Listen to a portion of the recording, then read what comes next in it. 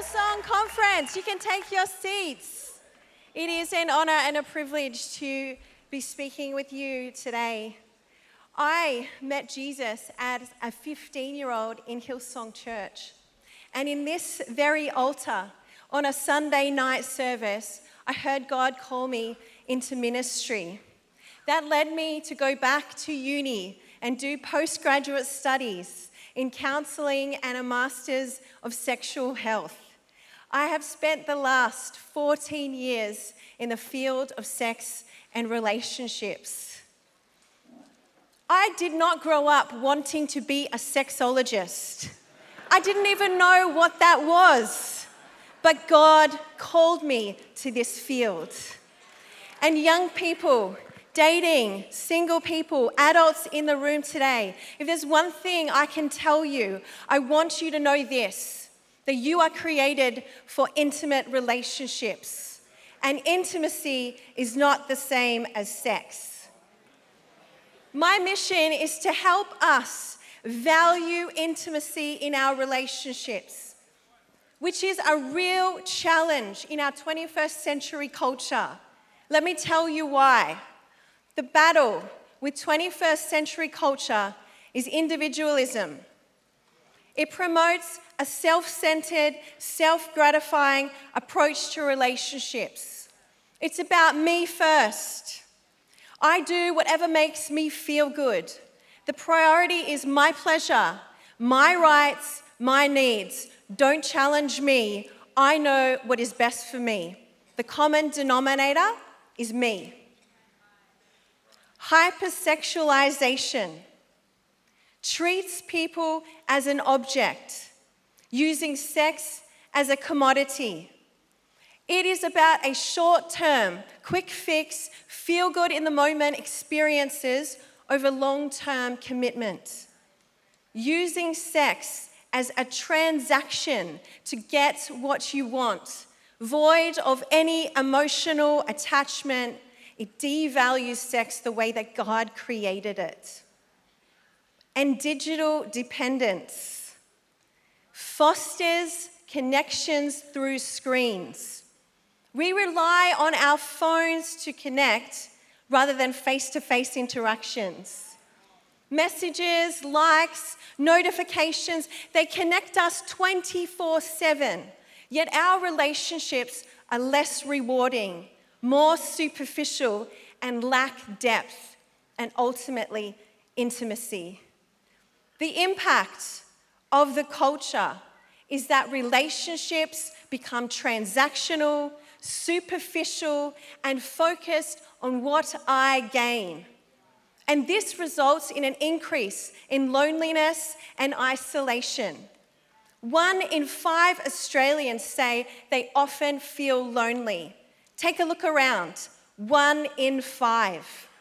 And even when we are in the presence of others, we aren't connecting deeply and meaningfully with each other. So I want to give you 3 things that I've learned about intimacy in relationships. The first one is that God created you for intimacy. Father, Son, Holy Spirit are in constant, intimate communion together. God is a personal and relational God. And you are created in God's image. You, at the back, you have been called and created for intimacy. First and foremost with God and with others. In our families, in our friendships, and in our relationships. And in John 15, verse 15, Jesus says this to us. I no longer call you servants, because a servant does not know his master, but instead I have called you friends, for everything that I've learned from the Father I've made known to you. Jesus makes himself fully known to you, and this is intimacy.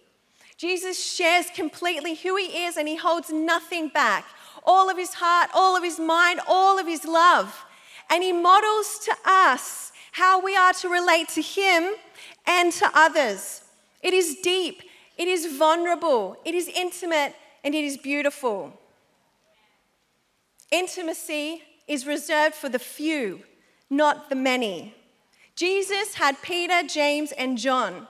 And like Jesus, we need to have those few friends who fully know us and we fully know them. They are the ones that will go up to the mountaintops with us and go to the valleys with us, who know us and love us and will be honest and vulnerable with us, will speak the truth when we don't even want to hear it. And intimacy is built on mutual vulnerability. Oh, why did you say that word? It's so uncomfortable, right? We all can wonder, if I share my insecurities and my vulnerabilities with you, will you laugh at me? Will you ignore me? Will you reject me? Or will you listen to me and receive me?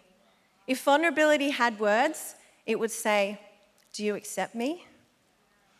Intimacy is the mutual sharing of who you really are with another and being deeply known by another.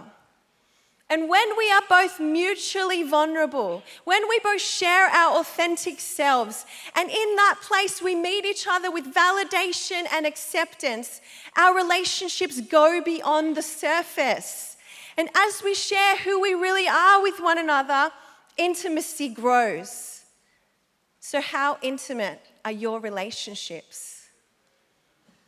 I want to give you 6 practical ways that we can cultivate intimacy in our friendships, in our family, or in our relationships.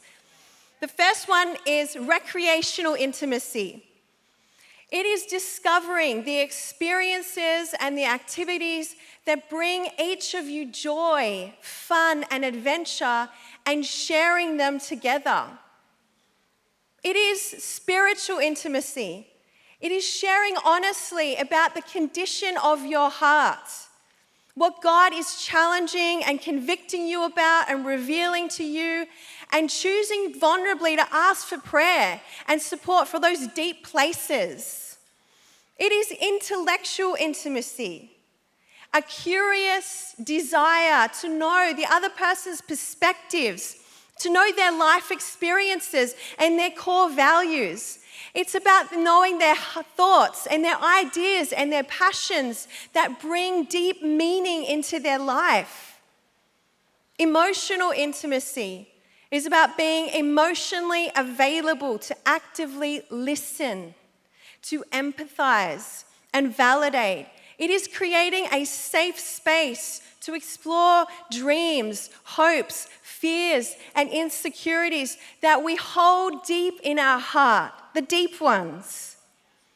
Physical intimacy is expressing affection and comfort through proximity, touch, and physical closeness. It could be having that long supportive hug with your friend. It could be holding your spouse's hand. It could be rumbling with your kids. And sexual intimacy. A man and a woman in a God covenant marriage, sharing deep love and desire for one another through sexual activities. This brings deep closeness, connection, and unity between partners as God designed. Intimacy is holistic. There is so much to know about another person, and there is so much of you to share with another. So Hillsong Conference, don't settle for superficial relationships.